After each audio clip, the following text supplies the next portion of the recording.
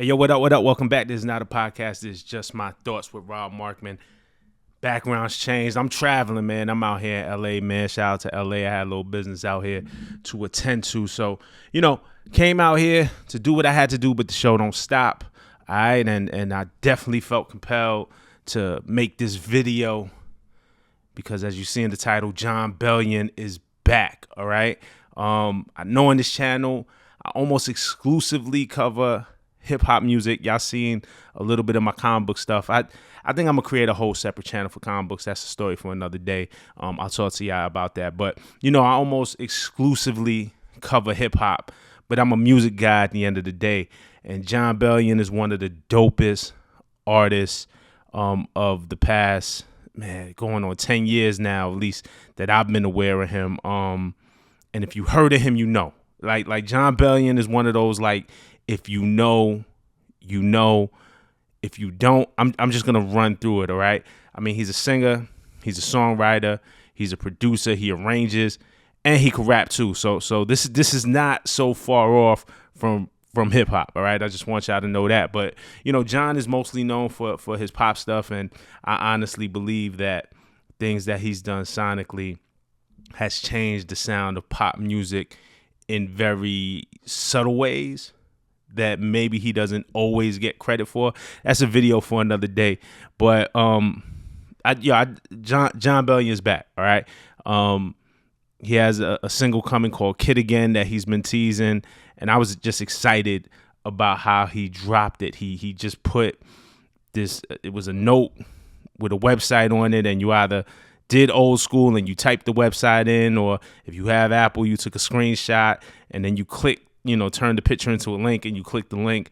But, it took you to this site where it was just like BTS footage of him making this song called Kid Again, of him creating, of him writing, of him banging on the MPC and making the beat, him mumbling and doing scratch vocals and then turning it into full vocals, him bringing a choir in, him bringing a string section in, him just kind of talking about the concept of the song, which, Kid Again is him talking to his younger self, and his younger self actually like talking back to him, right? So, his younger self, like there's one section where it's singing what happened to your life, almost like the kid in us when we grow up, right? What happened to your life?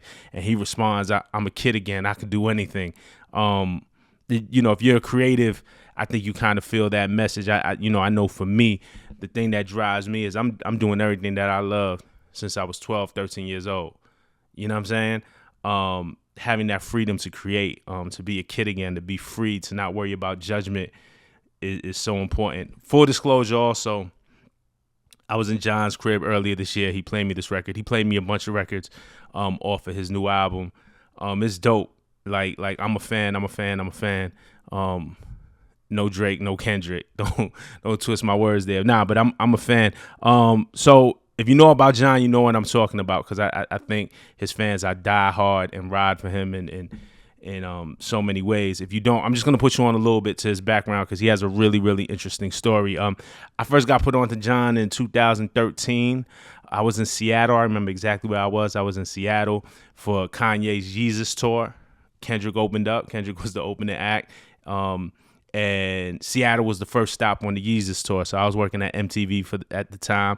And, I flew out there to cover and write an article on the first stop of the show, which doesn't exist anymore because if you follow this channel, MTV wiped their whole website, all of the work, all of the documentation of music culture, not just of myself. Obviously, I was a small part of that, but what everybody did is no longer on the internet. It is crazy. But anyway, I went to Seattle to go check out Kanye, check out Kendrick, and my man Sermon, shout out to Sermon, lived out there, and we linked, and he came to my hotel. We hung out, listened to music, and he put me on to Jon. The first song I heard from Jon was Ungrateful Eyes. I remember Sermon pulled up the video, and at the time, the only thing I could compare it to was like if Justin Timberlake and Timbaland was one person. It was like, oh, he could sing, he could write, he could do the vocals, and he could do the beat, and you know, it was pop music, but it did have a hip hop swing to it. Jon is very, very much influenced by Dilla. Um, he's very open and honest about that. Very much just influenced by you know, hip hop. I mean, he's worked with Rock Marciano, and like I said, he could rap, but very much influenced by Dilla and Paul Simon, and it's just this mixture of like dope creative energy. But anyway, and it sounds silly saying now that the Timberlake, that was my first comparison. He's like Justin Timberlake and Timberland if they were one person, and that was kind of my first takeaway. It sounds silly saying now because 10 years later, as I dove deeper into his catalog and got to know more of his music, he is his own thing entirely, right? So I ended up interviewing him. He came to MTV around this same time. He wrote for Eminem and Rihanna. If you remember the song "The Monster," of course you do. It's a big song, right? You know, I'm friends with the monster that's under my bed. Y'all know the hook that Rihanna sings. Well, Jon wrote that. Jon wrote on that record. Anyway, Jon has some crazy projects. The Separation, The Definition with two of his mixtapes. He has albums. He has The Human Condition, Glory Sound Prep, which were released on Capitol Records through a major label. You know, basically throughout the years, Jon became very upset with his contract as he hits the road and he's deeper into his contract and he's recording and first of all, he tours at the time when he was touring. He it felt like he was on the road about 8 months out of the year. Like he stayed on the road. There were like 3 legs of his Human Condition tour. Like just never came off the road internationally and nationally. And you know, he had talked about then really learning the business, learning that his contract with Live Nation was fucked up and wasn't favorable, and then his recording contract was not to his liking. You know what I'm saying? It was a pretty bad contract. So it was unfair to him. He thought his contract was unfair at Capitol, and then so he refused to release music. Right. So how does he support himself? Well, he's a producer, right? And he's a writer. So what happened was he started coming up with these records, and instead of turning them into his label for his next album, he was giving them to Justin Bieber. You know what I'm saying? In 2021, he wrote and produced on 10 songs from Justin Bieber's Justice album, including Holy. You remember that was the one with Chance the Rapper. Hold On, Anyone. Like he did 10 songs on Justin's album, and I didn't know that at the time, and I'm a Jon fan at this point, and I hear Holy, and when I hear Justin Bieber's Holy, like at first I was tripping. I'm like, yo, the Biebs took Jon Bellion style, like yo, he just. And then when I looked at the credits, I'm like, oh, Jon actually, they collaborated. Oh, that makes more sense. But I mean, he's written and produced for Miley Cyrus, Katy Perry, Selena Gomez, Jonas Brothers, Tori Kelly, Maroon 5, Jon Batiste. I mean, this dude, to watch him work in the studio, he's like a real musician, dog. So it was about 6 or 7 albums.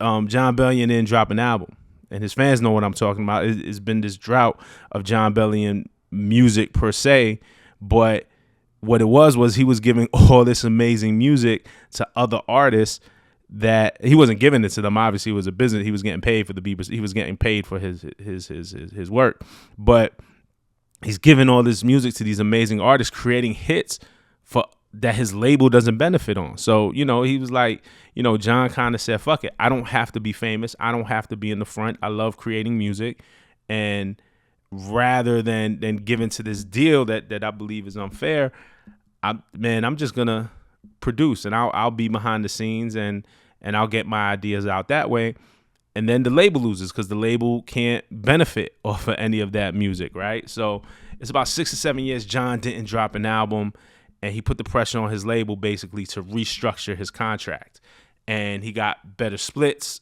I assumed is what I heard, and he actually confirmed that he got control of his masters, and now he's dropping new music.